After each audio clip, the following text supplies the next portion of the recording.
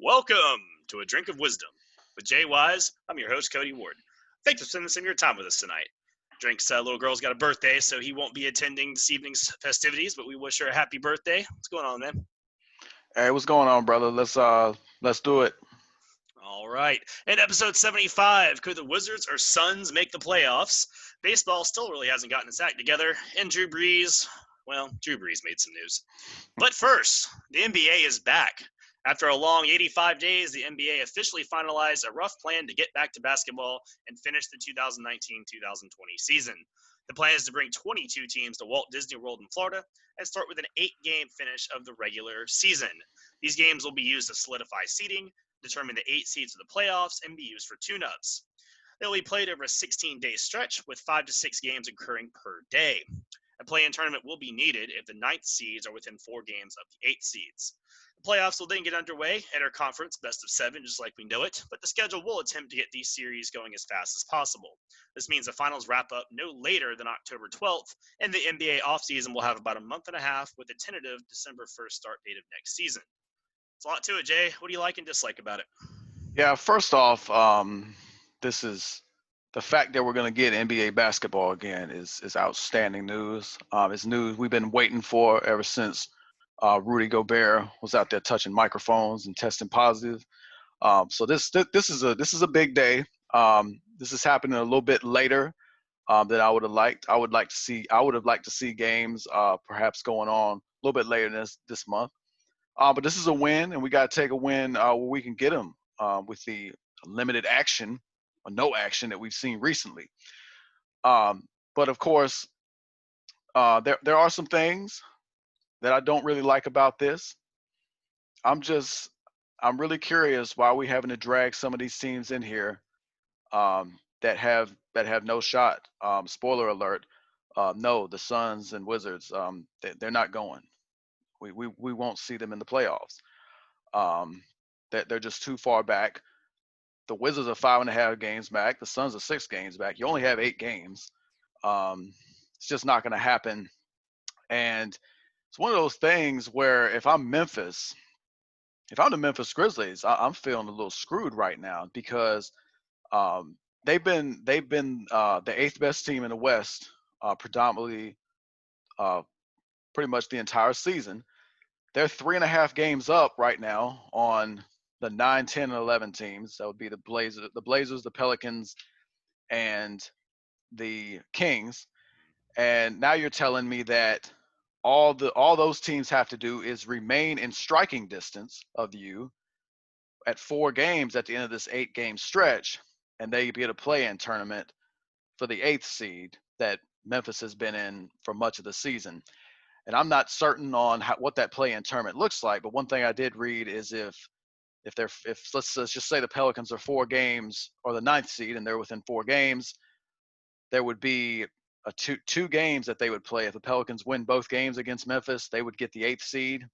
Well, that doesn't equal out. If you're if to really make it equitable, if you're 4 games back, to me that would mean, okay, we're gonna play a game right now and see if New Orleans wins, we play another game.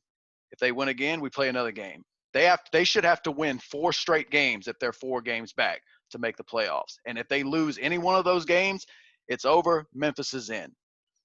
I the cynic in me really thinks, and there's no credence. I don't know if there's any credence to this, but this whole thing smells of a ploy to try to create a path for Zion Williamson to make the playoffs. And I understand there's I mean, if that's the case, I'm not going to crush them too hard because there's a business side of this, and the business of the NBA, it would look cool for Zion Williamson to be in the playoffs.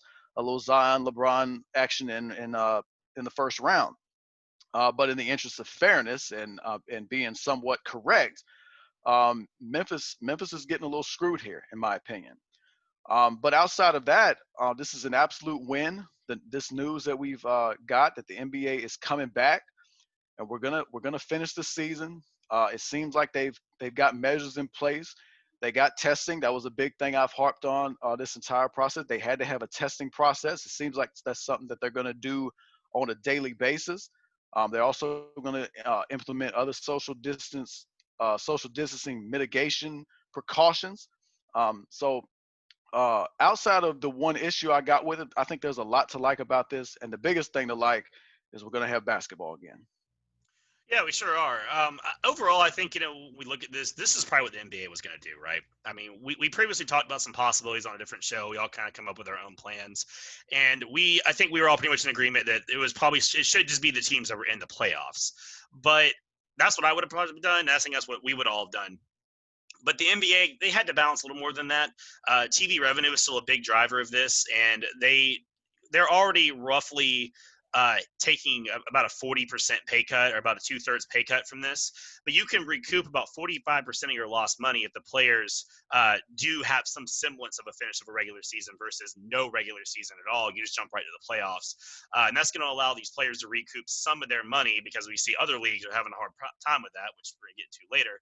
But and it also it is giving more teams a chance. Like you said, these late season playoff runs, they can be exciting at times, although this is a little different, I guess. And they are trying to capture that essence, though. And it does make the games a little more meaningful, not just for the bubble teams, but also if there's teams jockeying, for playoff seeding. You get teams like the Rockets and the Jazz, and teams that are trying to get in their playoff seeding and not have to play the LA teams in the first round, especially in the, other teams in the Western Conference. So, not only these 6 teams getting a chance to make the playoffs, but we're also going to see those teams get a better chance to get their seeds in order. My main concern with this, outside of your very correct point that the Grizzlies are getting absolutely railroaded, is the basketball could be really sloppy here. I mean, we're talking about 85 days off, and then we're going to be another 30 to 45 before games really get underway. I think like mid to late July is when we expect the games to literally start being played.